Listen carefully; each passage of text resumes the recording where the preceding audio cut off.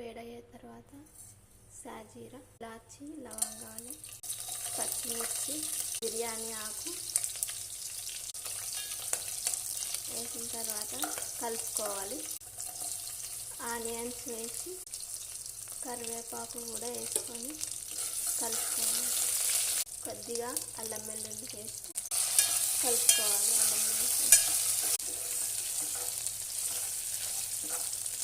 Onions fry అయిన తర్వాత water వేసుకోవాలి. కొద్దిగా సాల్ట్ వేసుకోవాలి. రైస్ వేసేసుకోవాలి. ఒకసారి పెట్టేసేయాలి. బగారా రైస్ రెడీ అయిందండి. కొద్దిగా కొత్తిమీర వేసుకోవాలి. అంతే, tasty recipe bagara rice ready. నచ్చితే లైక్ చేయండి, సబ్స్క్రైబ్ చేసుకోండి. థ్యాంక్ యూ అందరికీ.